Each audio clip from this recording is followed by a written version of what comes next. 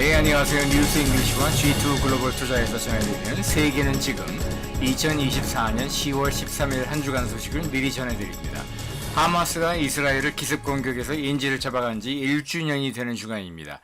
노벨상 수상자들을 이번 주 월요일부터 다음 주 월요일까지 발표를 합니다. 미국계 대형은행들 중심으로 실적 발표가 이번 주 금요일에 시작합니다. 그리고 TSLA, 테슬라가 드디어 이제 그 무인 자동운전 로봇 택시를 미국 LA에서 발표를 한다고 합니다. 그리고 미국과 독일의 인플레이션 데이터가 이번 주에 나옵니다. 그럼 한 꼭지씩 제가 짚어드리겠습니다. 10월 7일 월요일에는 하마스의 이스라엘 기습 공격이 시작한 지 1주년이 되는 날입니다. 이스라엘이 그동안에 아주 주도 면밀하게 스파이 네트워크와 또 대공 미사일 방어 체계 아이언돔이라고 하는 무기 체계를 준비를 했기 때문에 이번 먼저 기습 공격 당한 것을 기회로 삼아 가지고 남쪽에 있는 하마스 세력을 완전히 무찔렀고요. 북쪽에 있는 헤즈볼라 세력은 하마스에 비해서 전력이나 군사력이 10배 정도 된다고 하는데 그 헤즈볼라와도 지금 전면전을 불사하고 있습니다. 그리고 헤즈볼라의 그 배후에 있다는 그 이란과도 전면전을 불사하는데 오히려 이란은 지금 온건파 대통령이 올해 몇 달 전에 당선이 된 뒤로 이스라엘에 정면으로 맞서지 않고 결정적인 때가 오면 지금 멈칫 뒤로 물러서는 태도를 보이고 있습니다. 그리고 이제 라오스에서 아세안 정상회의가 이제 개막을 하는데 그와 동시에 아세안 비즈니스 앤드 인베스트먼트 서밋이라고 비즈니스 리더들끼리 또 한 1000여 명이 모이는 그런 모임이 또 동시에 열리게 됩니다. 필리핀 마닐라에서는 한국 대통령과 필리핀 대통령이 만나서 정상회담을 엽니다. 그리고 노벨 의학 생리학상을 월요일 10월 7일에 발표를 했는데 이 왼쪽 그림에서 보이는 것처럼 빅터 암브로스 교수와 게리 루프컨 교수가 공동 수상을 했습니다.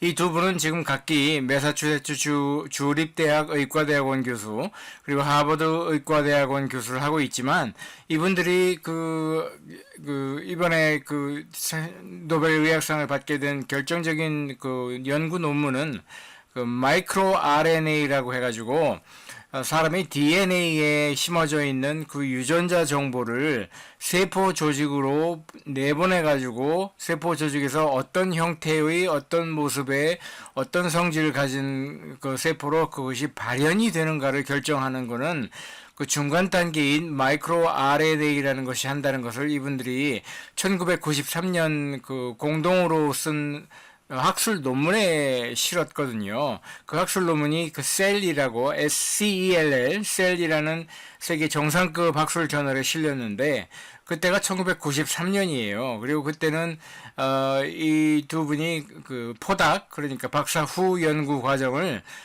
당시 MIT의 교수로 있던 호르비츠 교수 연구실에서 같이 동문 수학을 했던 사이입니다. 그래서 아무튼 요즘에 노벨상 특히 과학 사이언스 분야에서 노벨상 받는 분들을 제가 이렇게 쭉 보면은 작년도 그랬고 재작년도 그랬고 올해도 그렇고 지금 사람들하고 그러니까 일반인들하고 전혀 관계없는 그런 분야가 아니라 일반인들도 얼마든지 그냥 뉴스나 조금 관심을 가지면 알 수 있는 그런 분야에서 두각을 나타낸 예를 들어서 수요일에 발표한 화학상은 구글이 인수한 인공지능 기업이죠. 딥마인드라고.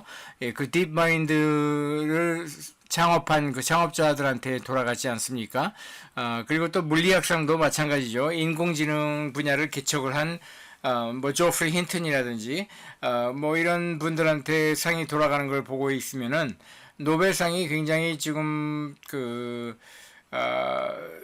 비즈니스라든지 지금 사회에 영향을 크게 미치고 있는 그런 분야에서 상 타는 분들, 수상자들을 선발을 하는구나. 그런 느낌이 저는 들었습니다. 자, 그럼 다음 소식입니다. 2024년 10월 7일 월요일에는 또 독일에서 8월 한 달 제조업 신규 주문과 판매 데이터가 나옵니다. 이미 나왔는데 전달 대비해서는 마이너스 5.8%, 전년 동기 대비해서는 마이너스 3.9%가 나와서 불과 한 10여 년 전에 글로벌 금융위기 당시에 PX라고 불렸던, 포르투갈, 이탈리아, 뭐 스페인, 뭐 그리스 이런 나라들을 가리켜서 독일 사람들이 비웃었거든요.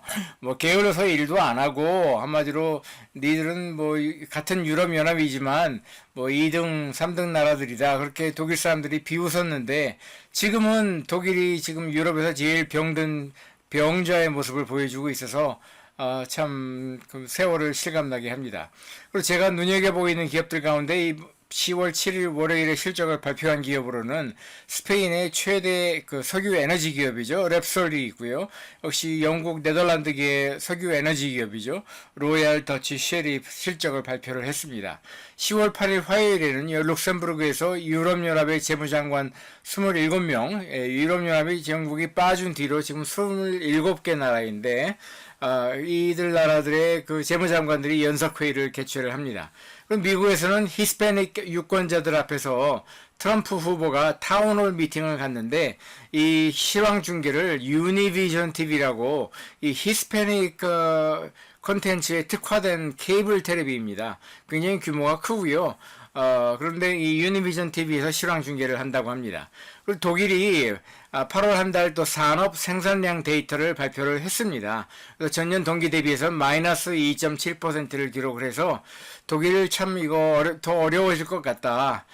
그런 생각이 들지 않을 수가 없습니다. 그리고 영국에서는 소매 판매 데이터가 나왔고요.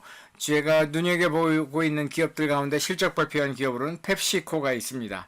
그리고 10월 9일 수요일 어제는요, 만국 공영 우체국 협정이 이 Treaty of Bern이라는 협정이 있어요. 스위스의 베른이라는 도시에서 150년 전에 이 협정이 맺어졌는데, 예를 들어서 한국에서 스위스로 뭐 소포를 보낸다. 그럴 적에 이 소포를 주고받을 수 있게 가능하게 만드는 이 만국 공영 우체국 협정이 바로 이 Treaty of Bern입니다. 우리 아프리카의 모잠비크라는 나라에서는 대통령 선거와 의회 총선 선거를 동시에 치릅니다. 영국의 보수당이 총선 패배를 딛고 새로운 당수 지도자를 선출을 하는데 발표는 10월 10일 목요일에 합니다. 여기 왼쪽 사진에 보이는 분이 마지막으로 영국 보수당 그 지도자를 하면서 영국 총리를 했던 인도계 정치인이죠. 리시 수낙이라고 하는데 사실 이분은 케냐에서 태어난 그 케냐계 인도인입니다. 그 케냐계 인도인들 중에서 상당히 그 영국으로 가가지고 유명해진 분들이 여러 대 있는데 그 중에 한 분이죠. 아무튼 이 영국 보수당이 총선 패배를 딛고 새로운 당수를 선출을 하는데 그마저도 저는 뭐 오래가지는 못할 것으로 지금 보고 있습니다. 왜냐하면 영국 보수당이 14년 동안 집권을 하면서 너무나도 많은 정책적인 그 실패를 거듭을 했기 때문에 영국 사람들이 단단히 질려 있습니다. 미국의 중앙은행이 9월에 이제 50bps 0.5%포인트 금리를 인하를 하지 않았습니까? 그랬을 적에 그 FOMC 금융통화위원회가 이제 회의를 했는데 그 회의록에서 누가 어떤 발언을 했는지 그 의사록이 공개가 됐습니다. 그런데 알고 보니까 뭐 만장일치는 물론 아니었고요. 상당히 많은 숫자의 사람들이 그 50bps 금리 인하에 반대를 했다고 합니다.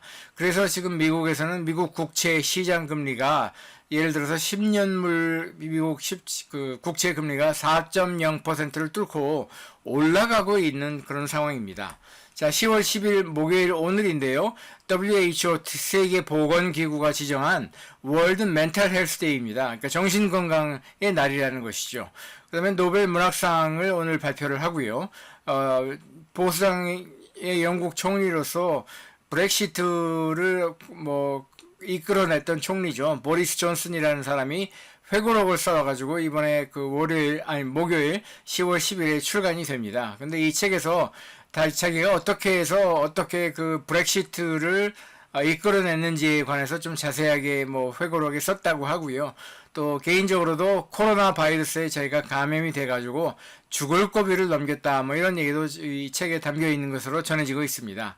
그럼 미국의 바이든 대통령이 독일을 방문하고 뒤이어서 곧장 앙골라를 방문하는 일정이 있습니다. 그리고 카말라 해리스 후보도 트럼프 후보에 이어서 유니비전 그 케이블 텔레비에서 실황 중계를 하는데 히스패닉 유권자들 대상으로 이제 타운홀 미팅을 갔는데 그 타운홀 미팅을 유니비전 TV가 실황 중계를 한다고 합니다. 역시 목요일에는요, TSLA, 테슬라가 드디어 자율주행 로보택시를 LA에서 공개를 합니다. 그런데 사람들이 지금 관심있게 지켜보는 대목은 예상하는 가격은 얼마인가, 또 상용화로서 출시를 해서 사람들이 실제로 이걸 사가지고 집에 가져갈 수 있는 그런 출시 일정은 어떻게 될 것인가, 그 다음에 차주인이 무인운전 택시 사업주로 등록을 해가지고 이거를 택시를 굴려가지고 뭐 캐시플로우, 현금 흐름을 만들어낼 수 있는지 가능한가, 뭐 이런 내용으로 지금 질문이 쏟아질 것으로 보고 있습니다. 또 미국이 9월 한 달 CPI, 소비자 물가 상승률을 그 인플레이션 데이터를 발표를 하는데 이미 좀 흘러나온 정보가 있어서 그런지 주식시장은 오르고 있습니다. 자, 그 다음에는 이제 실적 발표하는 주요 기업으로서는 미국 최대 항공사죠.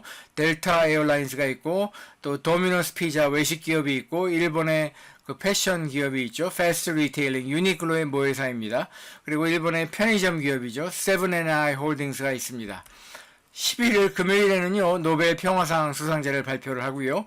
왼쪽 사진에 보이는 것처럼 여기가 그리스의 수도 아테네이고, 지금 사진 중앙에 보이는 곳이 아크로폴리스고, 그 위에 파르테논 신전이 보이죠.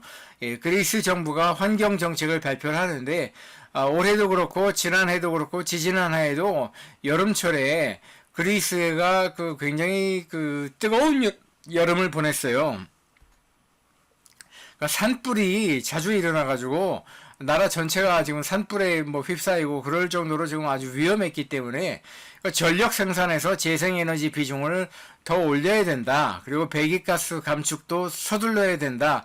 이런 공감대가 만들어졌기 때문에 그리스가 정부 차원에서 친환경 정책을 발표를 한다고 합니다. 그리고 10월 11일 역시 금요일에는요, 독일에서 9월 한 달 CPI, 소비자 물가 상승률 데이터가 나오고요. 영국에서는 8월 한 달 GDP 데이터가 나오고요. 여기 사진 왼쪽에 보이는 것은 이제 미국에서 8월 한 달 PPI, 생산자 물가 상승률을 항목별로, 그러니까 카테고리별로 정리한 것인데, 이거는 이제 8월 데이터고요. PPI 데이터가 이제 9월 데이터가 11일 금요일에 나옵니다. 또 미국의 미시간 대학 소비자 데이터가 나오고요. 실적 발표하는 기업으로는 이제 주로 은행과 금융권 기업들인데, 뱅크 오브 뉴욕 멜론과 또 투자회사죠. 블랙록, 그리고 JP 모간, 웰스파고 이런 대형 은행들이 실적을 발표를 합니다. 12일 토요일에는요, 스페인이 1492년 콜럼버스라는 이탈리아 사람에게 자금을 대줘가지고 신대륙을 발견하게끔 떠나보낸 날이 있는데, 그때가 이제 1492년 10월 12일이에요. 그러니까 스페인 사람들은 지금까지도 이 날이 굉장히 중요한 날인 거죠. 그래서 스페인 말로 디아 데 라 히스파니아드라고 하는데, 이 날을 기념을 해서 마드리드에서 군대 행진까지도 뭐 치른다고 하니까 뭐 자부심이 뭐 있다고 봐야 되겠죠. 10월 13일 일요일에는요, 중국에서 9월 한 달 CPI와 PPI, 그러니까 소비자 물가 상승률과 생산자 물가 상승률을 이제 동시에 발표를 합니다. 여기 왼쪽에 이 차트는 2023년 8월부터 2024년 8월까지 중국의 CPI와 PPI, 그 CPI는 여기서 파란색은 전년 동기 대비이고 노란색이 전달 대비해서 이제 수치를 보여주고 있는데, 디플레이션 아니냐, 뭐 이런 비난의 어떤 그 목소리가 있으니까 우리는 뭐 디플레이션까지는 아직 아니다 이렇게 얘기를 하고 싶겠죠. 예, 어떻게 데이터가 나올지 모르겠지만 아무튼 굉장히 디플레이션 상황에 가까운 상황으로 지금 중국 경제는 내몰리고 있습니다. 그리고 리투아니아라는 나라에서는 의회 총선이 치러지고요. 영국에서는 신임 총리, 노동당 총리 키어 스타머 총리가 취임한 지 100일째 되는 날입니다. 그리고 나이키가 좀 굉장히 갑자기 어려워지고 있죠. 오랫동안 경쟁 상대이자 항상 자기들보다 못하다고 내려다보던 그 아디다스에 밀리고 있습니다. 그 나이키가 그래서 현임 대표이사 존 더너호라는 분을 물러나게 하고 이사회가 새로운 대표이사를 뽑았어요. 그래서 엘리엇 힐이라는 그 원래 아주 새로운 사람은 아니고 전에 나이키에서 일을 했던 임원으로 일을 했던 분인데, 그분을 새로운 대표이사로 지금 해서 그분이 취임하는 날이기도 합니다. 자, 여기까지 세계는 지금 G2 글로벌 투자와 뉴스 잉글리시에서 전해드렸고요. 여러분들에게 유익하고 저에게도 도움이 되는 이런 내용을 널리 알려주시면 대단히 고맙겠습니다. 그럼 다음 주에 또 뵙겠습니다.